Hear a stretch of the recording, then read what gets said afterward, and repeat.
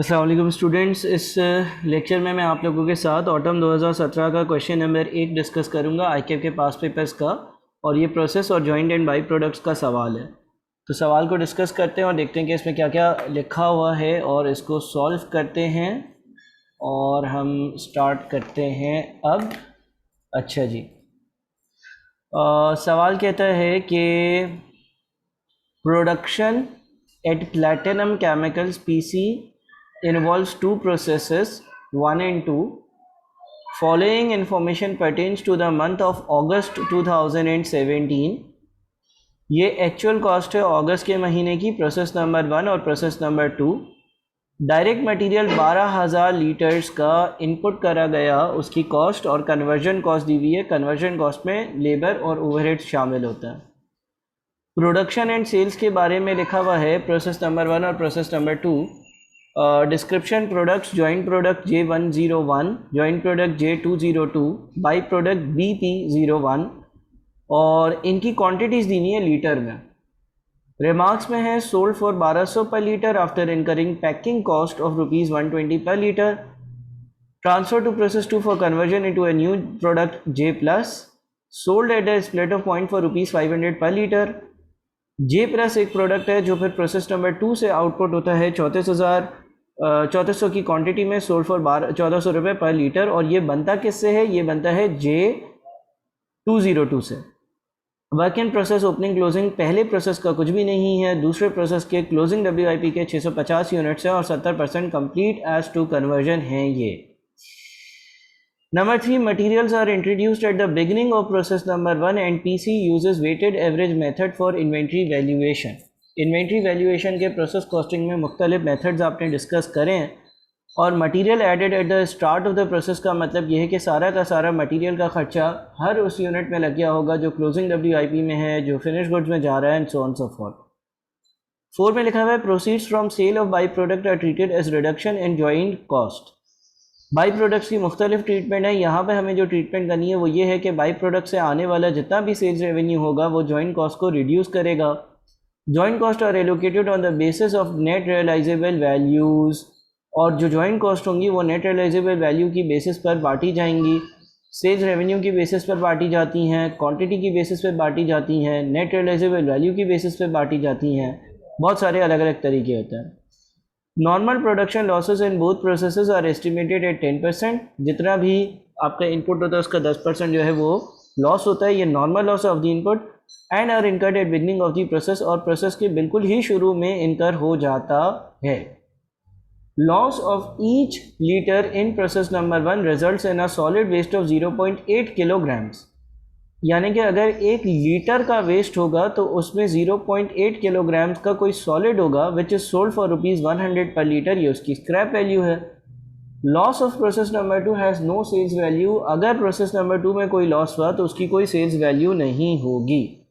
ए है compute the cost of sales of J101 and J+ for the month of August 2017। और part B कहता है prepare accounting entries to record the production gains और losses, यानी कि normal loss, abnormal gain, abnormal loss की entries pass करो and there ultimate disposal. तो जनाब सवाल अच्छे से रीड करें, उसके बाद जो है वो इस वीडियो को फॉलो करें। और इस वीडियो के लिए ये ज़रूरी है कि आपने जॉइंट और बाई प्रोडक्ट के बेसिक कॉन्सेप्ट जो हैं वो हासिल करे हुए।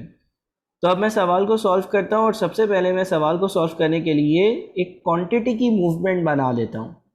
देखिए, हम मूवमेंट इस तरह से बनाते हैं कि हमारे पास एक तो प्रोसेस 1 है। अच्छा, प्रोसेस 1 में आपके पास डेबिट साइड पर जो चीज़ आ रही होगी, यानी कि आपका एक इनपुट होगा। प्रोसेस नंबर 1 में आपका एक इनपुट होगा। ठीक है, आपने इनपुट कितना किया?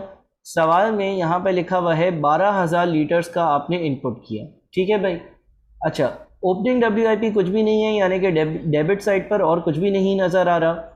अच्छा, आपने 12,000 का इनपुट करा। 12,000 के इनपुट में से आपका जो नॉर्मल लॉस है जो कि क्रेडिट साइड पर आता है, क्रेडिट साइड वाली चीज़ मैं नेगेटिव में लिख दूंगा। सवाल ने ये कहा हुआ है कि आपके नॉर्मल लॉसेस जो होते हैं वो इनपुट का 10% होते हैं, यानी कि आप एक्सपेक्ट कर रहे थे कि 12,000 में से 1200 जो है उसका नॉर्मल लॉस होगा। ये लॉस हो गया। ठीक है, मैं डेबिट्स को पॉजिटिव और क्रेडिट्स को नेगेटिव से डिनोट कर रहा हूँ। आप चाहो तो टी अकाउंट की शक्ल भी बना सकते हो, या बहुत सारे जो मैंने पिछले लेक्चर्स बनाए कॉन्सेप्चुअल वीडियो के, उससे मदद लेकर और इसकी फॉर्मेटिंग देख सकते हो। इसके अलावा इसमें आपके पास जो है ना वो J101 बनकर आया, J202 बनकर आया और एक बाई प्रोडक्ट 01 भी बनकर आया।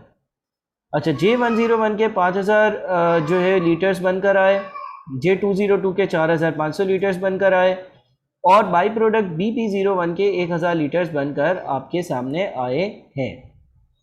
तो अगर ऐसा है तो डेबिट और क्रेडिट्स मैच हो रहा है? नहीं, 300 का डिफरेंस है। देखें 1200, 5000, 4500 और 1000 जो है इसका टोटल जो होता है वो 11000 और 700 होता है। यानी कि आपका इनपुट 12000 है, आपका इनपुट 12000 है और ये आपके जो क्रेडिट साइड पर आने वाली वैल्यूज़ हैं वो है और ये 300 से कम है। अच्छा, अब देखें इसका अगर आपका इनपुट 12000 है, अगर आपका इनपुट 12000 है और आपके जो नॉर्मल लॉसेस हैं वो 1200 हैं, तो इसका मतलब ये हो गया कि आप जो है ना आपका जो एक्सपेक्टेड आउटपुट था, जो आप एक्सपेक्ट कर रहे थे वो 10,800 था, है ना। आप एक्सपेक्ट कर रहे थे कि जो मेरा आउटपुट होगा वो 10,800 होगा, या आप एक्सपेक्ट कर रहे थे बिकॉज मैंने इनपुट में से सिर्फ नॉर्मल लॉस को हटाया। बट आपका जो एक्चुअल आउटपुट है वो कितना है? जो आपका एक्चुअल आउटपुट है वो कितना है? जो आपका एक्चुअल आउटपुट है उसका मतलब ये हो गया कि इन तीनों का सम, यानी कि जो बाई प्रोडक्ट J101 और J202 निकला है वो 10,500 है। ये आपका एक्चुअल आउटपुट है। अगर आपका एक्चुअल आउटपुट आपके एक्सपेक्टेड आउटपुट से कम होता है तो इसका मतलब ये है कि आपके एबनॉर्मल लॉसेस होता है, और 300 का एबनॉर्मल लॉस ही है। ये यहाँ पर भी डिनोट हो रहा है कि डेबिट और क्रेडिट मैच नहीं कर रहे। जो आपने इनपुट किया था वो आउटपुट में नहीं निकला, जो आपने इनपुट किया था उसमें से 11,700 ज़ाया होने थे वो तो हुए, ये नॉर्मल लॉस है। इसके अलावा जो आउटपुट्स हैं वो जमा कर टोटल 12,000 नहीं बन रहे हैं। और आपको ये याद होगा कि आप इसको जो है वो प्रोसेस कॉस्टिंग के अकाउंट की शक्ल भी दे सकते हो, जिसमें आप डेबिट और क्रेडिट साइड बनाओ, उससे और ज़्यादा आसानी हो जाएगी। अगर किसी ने बेसिक लेक्चर्स मैंने नहीं देखे हैं तो उसको अगर वो डेबिट और क्रेडिट साइड बनाएगा तो एबनॉर्मल लॉस के यूनिट्स आइडेंटिफाई करने में बड़ी आसानी हो जाएगी, ठीक है। लेकिन मेरा इस वीडियो का पर्पज़ है कि सवाल सॉल्व करूँ रादर दें कि मैं कॉन्सेप्ट्स जो है या वो ज़्यादा डिस्कस करूँ, तो इसलिए मैं टी अकाउंट बनाने पे नहीं जा रहा। अच्छा, फिर क्या हुआ जी? देखिए जो आपके पास J202 है ना, वो J202 प्रोसेस नंबर 2 में जाता है। जो आपका J202 है वो प्रोसेस नंबर 2 में जाता है, यानी कि प्रोसेस नंबर 2 का जो इनपुट है, प्रोसेस नंबर 2 का जो इनपुट है वो 4,500, प्रोसेस नंबर 2 का इनपुट जो है वो 4,500 है।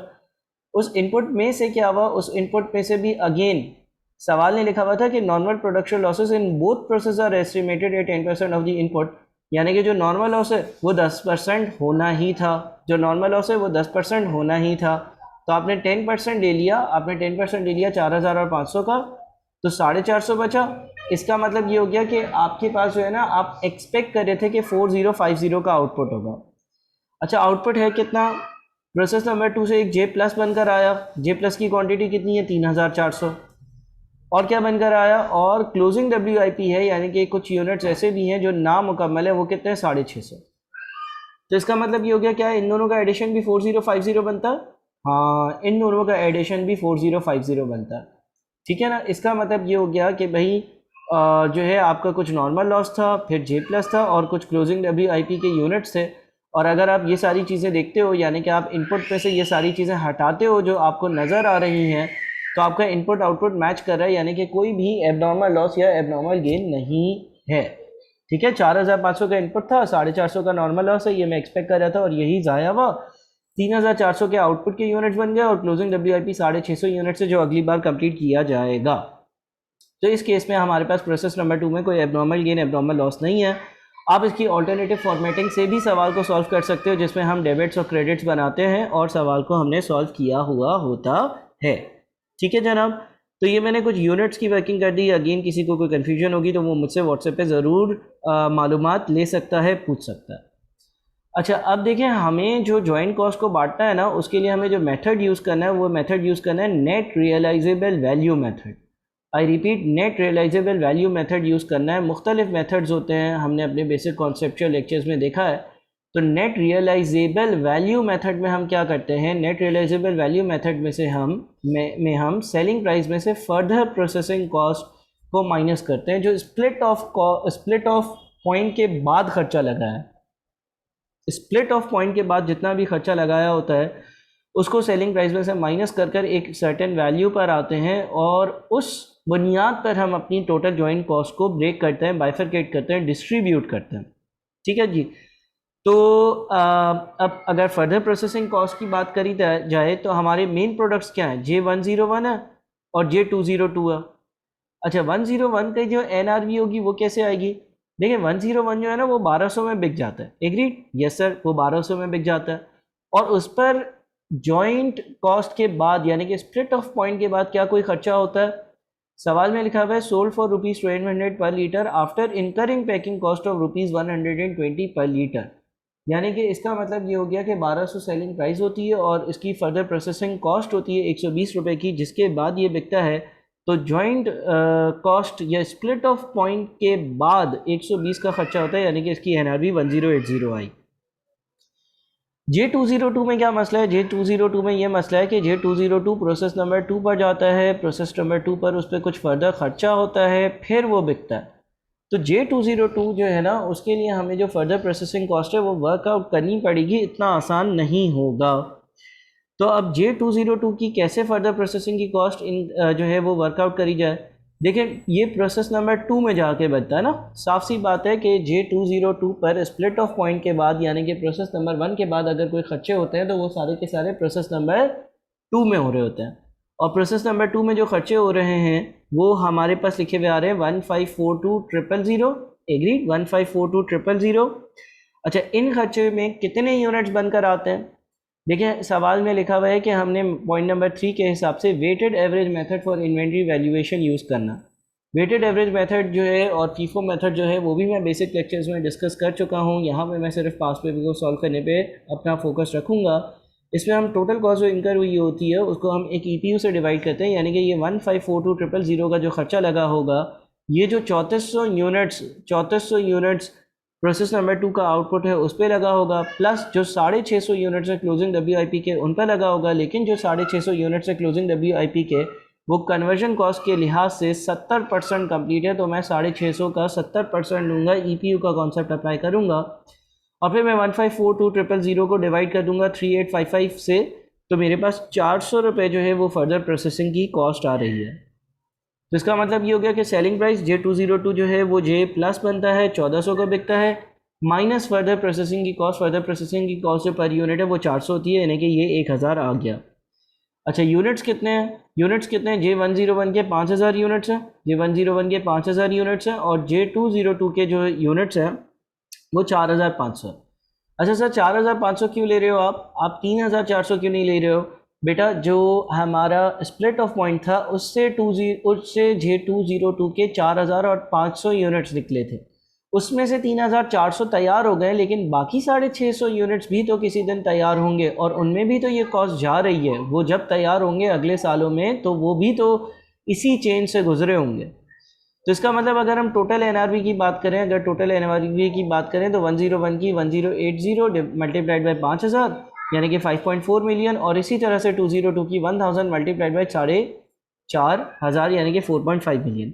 इस रेशो में हमें अपनी प्रोसेस नंबर 1 की जितनी भी कॉस्ट होगी वो ब्रेक करनी होगी, जिसको हम जॉइंट कॉस्ट कहते हैं, इस NRV के रेशो में उसको ब्रेक करना होगा। अच्छा सर, प्रोसेस नंबर 1 की कॉस्ट होगी कितनी जिसको हमें दो हिस्सों में ब्रेक करना है, जिसको हम जॉइंट कॉस्ट कह रहे हैं, तो उसकी वर्किंग कर लेते हैं। अगर हम प्रोसेस नंबर 1 की कॉस्ट की बात करते हैं तो देखिए एक तो डायरेक्ट मटेरियल का खर्चा लगा है, ठीक है ना, कितना लगा है 5748,000। सही है सर। उसके अलावा कन्वर्जन का खर्चा लगा है, कन्वर्जन का कितना खर्चा लगा है? कन्वर्जन खर्चा 261000 लगा है, ठीक है सर। दूसरा ये खर्चा हो गया। तीसरा कोई खर्चा लगा है सर? अच्छा जी, और कोई खर्चा लगा है? हाँ, और कोई खर्चा तो नहीं, लेकिन कुछ रिकवरी हुई है। कैसी रिकवरी हुई है? देखो नॉर्मल लॉस की अगर स्क्रैप वैल्यू होती है तो वो हमारे प्रोसेस के कॉस्ट को रिड्यूस करती है। दूसरी चीज़ यहाँ पे बाई प्रोडक्ट भी, और सवाल में लिखा हुआ है कि बाई प्रोडक्ट से आने वाला जितना सेल्स रेवेन्यू होगा वो भी आप जो है उससे भी अपनी कॉस्ट को रिड्यूस करना। तो हम करेंगे कुछ इस तरह से कि हमारे पास एक तो डायरेक्ट मटेरियल की कॉस्ट है, ठीक है ना, एक है हमारे पास कन्वर्जन की कॉस्ट। अच्छा, इसमें एक चीज़ का हम ख्याल रख लेते हैं कि ये जो कन्वर्जन की कॉस्ट है ना, ये जैसे जैसे यूनिट बना होगा तब तब लगी होगी, ठीक है। और जो हमारे पास इंस्पेक्शन पॉइंट है, पॉइंट नंबर 5 में लिखा हुआ है normal production losses in both processes are estimated at 10% of the input and are incurred at beginning of the process. ठीक है ना, यानी कि जितना भी आपके पास जो खर्चा है, जितना भी आपके पास जो खर्चा है जो लगा होगा यूनिट्स को कंप्लीट करने के लिए, अगर नॉर्मल लॉस, अगर इंस्पेक्शन हो गई है तो उसके बाद कन्वर्जन कॉस्ट सिर्फ उन यूनिट्स पे लगी होगी जो गुड यूनिट्स।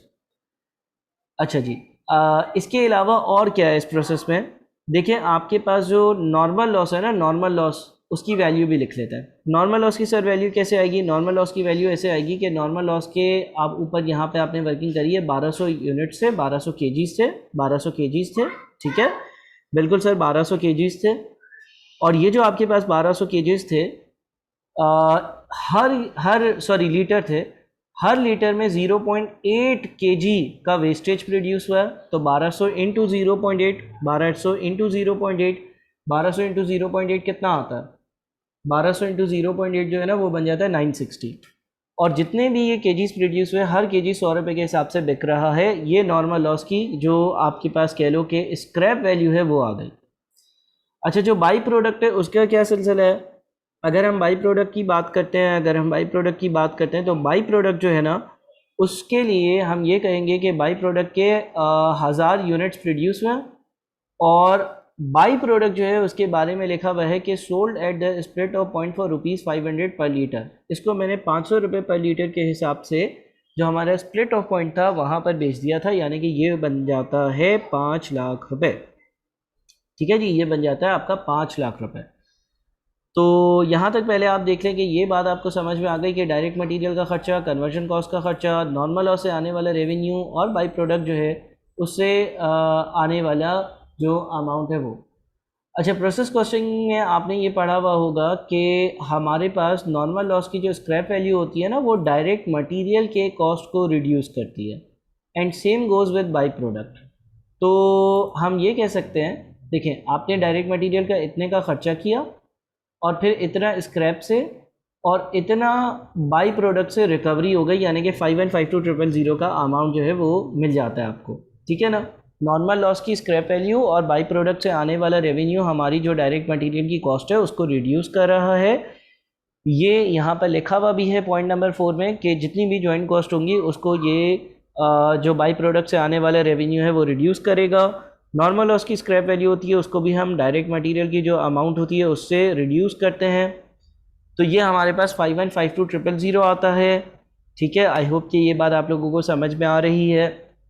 अच्छा, अब देखें जो हमारा इंस्पेक्शन पॉइंट है वो क्या है? प्रोसेस के बिल्कुल स्टार्ट में। अब आपने एबनॉर्मल लॉस के 300 यूनिट्स यहाँ पर आइडेंटिफाई किए हुए हैं। ये जो एबनॉर्मल लॉस के आपने 300 यूनिट्स आइडेंटिफाई करे हुए हैं, ये इसका मतलब ये होता है कि आपके जो लॉसेस है ना वो आपकी एक्सपेक्टेशन से ज़्यादा थे, करेक्ट?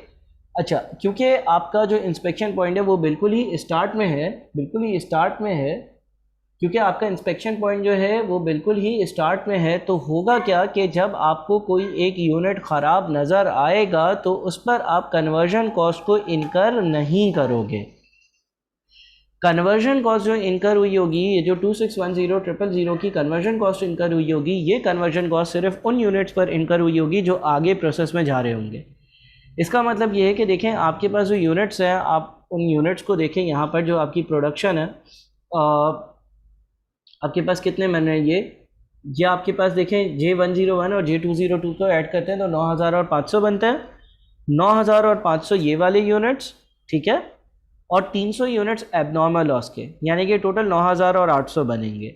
आई रिपीट, ये दोनों 9000 और 500 और ये 300 9000 और 800 बनेंगे। अच्छा, जो हमारे पास कन्वर्जन कॉस्ट है वो तो J101 J202 पे लगी होगी, लेकिन एबनॉर्मल लॉस के यूनिट्स पर कन्वर्जन कॉस्ट नहीं लगी होगी। एबनॉर्मल लॉस के यूनिट्स पर सिर्फ और सिर्फ जो हमारे पास मटेरियल की कॉस्ट है वो इनकर हुई होगी, क्योंकि जैसे ही मैंने मटेरियल लगाया होगा मैंने उसकी इंस्पेक्शन कर ली होगी, क्योंकि इस सवाल में लिखा हुआ है कि inspection at the start of the process होती है। मैं आपको हाईलाइट भी कर दूँ, यहाँ पे लिखा हुआ है कि normal production losses in both the processes are estimated at 10% of the input and are incurred at beginning of the process. यानी कि इंस्पेक्शन बिल्कुल स्टार्ट पे हो गई, अब वो यूनिट ख़राब निकला तो उस पर आपने कन्वर्जन कॉस्ट इनकर ही नहीं करी। तो अगर इनकर ही नहीं करी तो इसका मतलब ये हो गया कि ये आपके पास जो 5152,000 है ना, जिसमें डायरेक्ट मटेरियल की कॉस्ट लेस नॉर्मल लॉस और बाई प्रोडक्ट से आने वाले सेल्स रेवेन्यू है, ये तो आपने 9,800 यूनिट्स पर इनकर किया है, यानी कि 9,800 से डिवाइड किया और 300 से मल्टीप्लाई किया, ताकि मेरे पास वो अमाउंट आ जाए जो एबनॉर्मल लॉस पर जा रहा है, एबनॉर्मल लॉस पर जा रहा है। बाकी कितना बच जाता है, इसमें से इसको माइनस कर दो, ये गुड यूनिट्स पर जा रहा है। और ये जो कन्वर्जन कॉस्ट थी ना, टोटल जो अमाउंट गुड यूनिट्स पर जा रहा है वो क्या क्या है, ये एक तो 4,994,286 वाला अमाउंट, ठीक है, 4,994,286 वाला अमाउंट, और कन्वर्जन कॉस्ट का 2,610,000 वाला अमाउंट, यानी कि 7,604,286। देखिए कन्वर्जन कॉस्ट जो है ना, उसको एबनॉर्मल लॉस पे यूनिट्स पे इसलिए नहीं लेकर गया क्योंकि दूसरे सवालों में इंस्पेक्शन हो रही होती है at the end of the process, यानी कि आपने एबनॉर्मल लॉस के यूनिट्स पर भी कन्वर्जन कॉस्ट को इनकर किया होता है। लेकिन यहाँ पर इंस्पेक्शन बिल्कुल स्टार्ट पे हो रही है, इसीलिए मैंने जो गुड यूनिट्स है उसमें मैंने ये कहा कि उस गुड यूनिट्स की जो कॉस्ट है उसमें जो कन्वर्जन कॉस्ट आ रही है वो 9,500 यूनिट्स की है, 9,800 यूनिट्स की नहीं है। और 9,500 का मतलब ये है कि इन दोनों की है। तो अब ये जो टोटल वैल्यू आई है इसमें कन्वर्जन कॉस्ट और गुड यूनिट्स पे लगने वाली मटेरियल की कॉस्ट है, ठीक है ना, ये टोटल अमाउंट है। और ये टोटल अमाउंट किस किस का है, J101 का और J202 का है। अच्छा, थोड़ा सा आप आईकेप के आंसर से फॉर्मेटिंग का अंदाज़ा कर लीजिएगा। मैंने यहाँ पर थोड़ा सा हैफेजर्ड कर दिया है, जल्दी में शायद चीज़ों को ऊपर नीचे वर्किंग कर ली है, लेकिन यह है कि समझने के लिए बेहतर है, बट आप आईकेप का आंसर देखकर और फॉर्मेटिंग का अंदाज़ा कर लीजिएगा। अब जो मेरी जॉइंट कॉस्ट है उसको मैं बांट सकता हूँ। जॉइंट कॉस्ट है कितनी टोटल, जॉइंट कॉस्ट जो टोटल है ना, अच्छा बटेगी किस में, J101 में और J202 में बटेगी, और टोटल यहाँ पे लिख देते हैं और ये जॉइंट कॉस्ट की हेडिंग डाल देते हैं। टोटल है कितनी, टोटल है 7,604,286, ये टोटल है। बांटिंग किस रेशियो में, बांटनी है इस NRV के रेशियो में। तो 101 में कैसे बांटेंगे, total cost divided by total NRV multiplied by 101 पे वाली NRV। इसी तरह से total cost divided by total NRV multiplied by 202 पे लगने वाली NRV, यानी कि 3,456,493 और 4,147,792, इस तरह से ये बढ़ जाएगी जॉइंट कॉस्ट। सवाल की फाइनल रिक्वायरमेंट ये थी कि compute the cost of sales for J101 and J plus for the month of August. चलें जी, कॉस्ट ऑफ गुड्स सोल्ड या कॉस्ट ऑफ सेल्स कैलकुलेट करनी है। कॉस्ट ऑफ सेल्स, तो कॉस्ट ऑफ सेल्स में आपके पास एक तो जॉइंट कॉस्ट आ गई, ठीक है ना। अच्छा, जॉइंट कॉस्ट 101 की कितनी है, यहाँ पर ऊपर हेडिंग डाल देता हूँ J101 और यहाँ पर ऊपर हेडिंग डाल देता हूँ J202। पहले हम J101 की वर्किंग करते हैं। J101 की जो कॉस्ट है वो 4,147,792 है, एग्रीड। इसके अलावा जो J101 है उसकी एक पैकिंग की कॉस्ट भी है, और वो पैकिंग की कॉस्ट कितनी है, वो पैकिंग की कॉस्ट है उसके बारे में लिखा हुआ था 120 रुपये फ़ी लीटर, 120 रुपये फ़ी लीटर, 120 रुपये फ़ी लीटर। और J101 के 5,000 यूनिट्स हैं, तो 5,000 से मल्टीप्लाई किया यानी कि ये 6 लाख, और वो 4,147,792, ये टोटल आ गई इसकी कॉस्ट। अच्छा, J202 के जो यूनिट्स हैं वो क्या बने, वो आगे जाकर J प्लस बने। J प्लस बनने के लिए जब वो दूसरे प्रोसेस में गए तो उसमें से सारे तैयार नहीं हुए, ठीक है ना। सवाल बोलता है compute the cost of sales of J101, cost of sales मालूम करना है, और ये प्रोडक्शन एंड सेल्स के यूनिट्स दिए हैं। देखिए ये याद रहे कि कॉस्ट ऑफ प्रोडक्शन सवाल नहीं पूछ रहा, कॉस्ट ऑफ सेल्स पूछ रहा है, यानी कि जो चीज़ें बेची हैं उसकी कॉस्ट बताओ।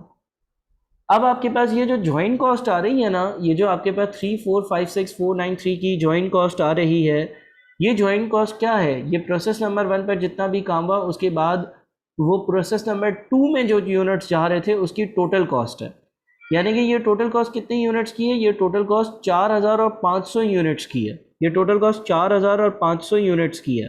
ये टोटल कॉस्ट जो है वो कितने यूनिट्स की है, J202 के कितने यूनिट्स थे जो प्रोसेस नंबर क्या कहते हैं, सॉरी, अच्छा सॉरी, नहीं, नॉर्मल लॉस भी है ना इसमें, एक मिनट, ये आपकी टोटल कॉस्ट थी, ठीक है ना। जो प्रोसेस नंबर 2 है उसका इनपुट तो 4,500 है, लेकिन उसमें जो नॉर्मल लॉस है 450 यूनिट्स का, उस पर कॉस्ट एलोकेट नहीं होती, यानी कि ये टोटल जो कॉस्ट है ना आपकी, ये 3,400 वो यूनिट्स जो आपके पास 3,400 वो यूनिट्स जो आपके पास J प्लस के बनकर आए हैं उस पर भी लगी है, और ये जो क्लोजिंग WIP के यूनिट्स है इस पर भी लगी है। क्लोजिंग डब्ल्यूआईपी के यूनिट्स पर इसलिए लगी है क्योंकि ये वो कॉस्ट थी जो पिछले प्रोसेस में इनकर हुई थी और फिर ये चीज़ें प्रोसेस 2 में आई हैं। प्रोसेस 2 में अगर ये कंप्लीट नहीं हुई हैं, लेकिन प्रोसेस नंबर 1 में तो इन पे जितना काम होना चाहिए था वो पूरा काम हो चुका है। तो मैंने क्या किया, जिन टोटल यूनिट्स पर ये कॉस्ट लगी होंगी ना, वो जे प्लस वाले भी होंगे और CWIP वाले भी होंगे, यानी कि 4000 और 50 होंगे, उस पर लगी है। ये पर यूनिट वैल्यू आ गई। लेकिन मैंने J202 की कॉस्ट ऑफ सेल्स मालूम करनी है, तो J202 के यूनिट्स बेचे कितने हैं? बेचे हैं 3400, तो मैं 3400 से मल्टीप्लाई कर देता हूँ। सर आपको कैसे पता ये यूनिट्स बेच दिए हैं? देखो यहाँ पे लिखा हुआ है प्रोडक्शन एंड सेल्स, यानी कि बनाया भी और बेचा भी। तो 3400 बनाकर बेच भी दिए हैं। तो अगर बनाकर बेच भी नहीं है तो मैं CWIP वाले यूनिट्स कंसिडर नहीं कर रहा, क्योंकि CWIP वाले यूनिट्स का मतलब ये है कि वो बनाकर बेचे नहीं हैं, अभी वो बन रहे हैं या उन पे काम चल रहा है। तो ये आता है 2901748। इसके अलावा J202 के ये जो 3400 यूनिट्स आपने बेचे हैं, इस पर कोई और ख़र्चा हुआ है? हाँ, इस पर एक और ख़र्चा हुआ है, और वो 400 रुपये के हिसाब से, जिसकी यहाँ पर मैंने वर्किंग करी थी, जो प्रोसेस नंबर 2 में हो रहा था।